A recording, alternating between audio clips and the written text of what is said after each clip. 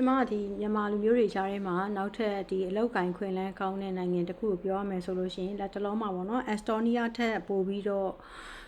ဗီဇာရနိုင်ခြေ chance ရှိတဲ့နိုင်ငံတစ်ခုကဘာရှိသေးလဲဆိုတော့ Cyprus ပေါ့နော်ဒီ Cyprus ကဆိုလို့ရှိရင်သူက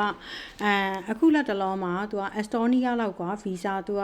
အရန် restrict မဖြစ်ဘူးမကြက်ဘူးเนาะပြီးလို့ရှိရင် Cyprus ကကြတော့ဘာသာစကားပြောလဲဆိုရင် Greek ဘာသာစကားနဲ့သူက Turkey ဘာသာစကားကိုသူပြောရပေါ့နော်အဲ့တော့ Cyprus ကသူကကြတော့ဒီအခြေခံအလုပ်တွေဖြစ်တဲ့ warehouse တို့ hotel cleaner restaurant တို့ factory job တွေမှာဆိုလို့ရှိရင်သူကအင်္ဂလိပ်ဘာသာစကားနဲ့အလုပ်ဝင်လို့ရတယ်ပေါ့နော်အဲ့တော့လက်တလုံးဆိုလို့ရှိရင် Cyprus ကိုရောက်နေတဲ့မြန်မာတွေတော်တော်များများမှာကျွန်မတွေ့ရတဲ့လောက်ကဒူဘိုင်းက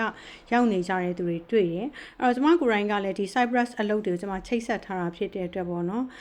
ဒီအဓိကတန်ယုံနဲ့ပတ်သက်တယ်ဆိုလို့ရှိရင်သူတို့က Cyprus နဲ့ပတ်သက်ပြီးတော့ဘာကိုအဓိကစစ်လဲဆိုလို့ရှိရင် Cyprus ကကြောက်သူစစ်တာတစ်မျိုး medical ပေါ့နော်သူတို့ကဆေးပညာနဲ့ဆိုင်လို့ရှိရင်သူတို့ဘာကြောက်ကြလဲတော့မသိဘူးเนาะအဲဆေးစစ်ထားတဲ့စာရွက်ကိုသူတို့အဓိကတောင်းနေသီလားဆေးစစ်ထားတဲ့ medical check စာရွက်တွေနဲ့ police clearance ပေါ့နော်အဲ့ဒါအဓိကလိုတယ်ကျန်တဲ့စာရွက်စာတမ်းကတော့ပုံမှန်အတိုင်းပဲတော့အဲ့တော့ဒီအလုပ်ရှင်နဲ့ interview မယ်ဆိုလို့ရှိရင်ကိုက mindset video နဲ့ဒီ CV file ကိုအရင်ပေးပြီးလို့ရှိရင်ကျန်တဲ့ process ကကြတော့အလုပ်ရှင်ဘက်ကနေပြီးတော့ပဲဆက်ပြီးဟိုဘက်ကနေပြီး agent ဘက်ကပဲပေါ့နော်ဒီဆက်ပြီးတော့ဆက်သွားပေးတယ်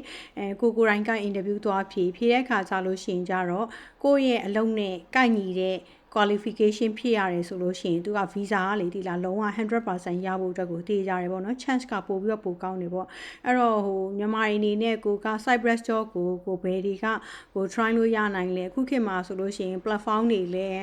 e-platform တွေလည်းပေါ်လာပြီးဖြစ်တဲ့အတွက်လောက်ကင်ရှာဖွေး platform တွေကပဲကိုရှာမလားကိုကနဲ့ကို agent နဲ့ပဲသွားမလားပေါ့နော်ဒါကြတော့ကိုယ့်ရဲ့ပေါ့ my life my choice ဖြစ်တဲ့အတွက်ပေါ့နော်ကိုကပေါ့စဉ်းစားကြည့်ကြပါတော့အဲ့တော့ဒီကျွန်မခုလေးတွေမှာကျွန်မသတိရလို့ဒီ Cyprus အကြောင်းလေးတော့ငါတင်ပေးလိုက်အောင်မယ်ဆိုပြီးတော့ကျွန်မတင်ပေးလိုက်တာအဲ့တော့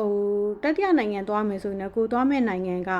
ဘာသာစကားကြီးလိုအပ်တယ်လေအဲ့နိုင်ငံရာသီဥတုအခြေအနေကဘယ်လိုလဲငါဘာတွေဘယ်လိုပြင်ဆင်သွားတင်လဲပေါ့နော်ဒါမျိုးလေးလည်းစဉ်းစားကြည့်ကြစီလို့ပဲပေါ့နော်နောက်ခုကြောင့်ဒီဘက်တွေလာတဲ့ခါကျရင်အဓိကယူရိုပမှာကျတော့ဘာရှားလဲဆိုတော့လက်ဖက်တို့ဘာလို့ရှားတယ်ပေါ့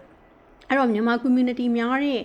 နယ်သာလန်တို့ဂျာမနီတို့ဘာတို့ဘယ်လ်ဂျီယံတို့ဘာတို့ဘက်မှာဆိုရင်တော့အဲ့လောက်ကြီးဟို serious ကြီးဖြစ်စရာမလိုဘဲနဲ့ရှာဝယ်လို့ရပေမဲ့မြန်မာ community နဲ့တဲ့နေရာမျိုးတွေမှာဆိုလို့ရှိရင်တော့ကိုလိုအပ်တဲ့အစားအစာပေါ့နော်ကိုတခါလေးဝယ်သွားတာကောင်းတယ်အဝယ်စားပါညာဆိုလို့ရှိရင်ကြတော့ရာသီဥတုကသူ့နိုင်ငံဆိုင်ရာသူထုတ်လုပ်ထားဖြစ်တဲ့အတွက်ချို့တွေကမြန်မာပြည်ကဟာဘယ်ဆိုင်ရဝယ်သွားညာဆိုင်ဝယ်သွားဆိုတော့ကျွန်မအားမပေးဘူးအဲ့သက်ဆိုင်ရာနိုင်ငံရောက်မှပဲကိုကနဲ့ကိုဝယ်ပေါ့နော်အဲ့ဒါပို့ပြီးတော့ကိုအတွက်ပို့စင်ပြေလို့ထင်တယ်ရာသီဥတုကလည်းသူ့နိုင်ငံသူ့ဟာနဲ့သူဟာနဲ့သူပေါ့နော်ဟိုဖြစ်ထားတာဖြစ်တဲ့အတွက်ကိုအခုဆိုရင် online ကနေဆိုလို့ရှိရင်လည်းကြေးမူတို့ဘာလို့လိုမျိုး website တွေပေါ့နော် website တွေအများကြီးရှိအလီဘာဘာပဲဝယ်မလားကိုကြိုက်တယ်လို့ဝယ်လို့ရအဓိကကိုတဲလားမှာကိုကီလိုရတဲ့ချိန်တော့တွေမှာကိုစားစရာပဲပေါ့နော်စားစရာပဲအဓိကတဲလားအဓိကတော့အလုံးနဲ့ပတ်သက်ပြီးတော့အလုံးရှင်ကိုယ့်ရဲ့အလုံးရှင်ကဘယ်လိုမျိုးလဲOT ကြီးကဘယ်လိုမျိုးလဲပေါ့နော်ချိုးအားကြောင့်လဲ OT ရခိုင်းပြီးတော့မတိကြအောင်ဆောင်နေမျိုးဘာမျိုးမဖြစ်အောင်ဒါပေမဲ့ဒီ EU ဘက်မှာတော့လေတခုရှိတာတော့လေတို့ကလေအဲ့လိုမျိုးပစ္စလက်ခတ်တော့မလုပ်ဘူးပေါ့နော် Asia ဘက်လိုမျိုးအလုံးချိန်ပိုခိုင်းပြီးတော့နှိပ်စက်တာတို့ဘာလုပ်လို့မရအောင်ဒီဘက်မှာတို့တရားဆွဲလို့ရတယ်အလုံသမားဥတွေအပြေးအဝရှိတဲ့အတွက်တိုင်လို့ရတယ်ပေါ့နော်အဲ့တော့ဒီ Cyprus ကိုလည်းလေတိလားအားလုံးပေါ့နော်စဉ်းစားသင့်တဲ့နိုင်ငံတစ်ခုထဲမှာပါတယ်လို့ကျွန်မဘက်ကနေတော့ suggest လုပ်ပါတယ်နော်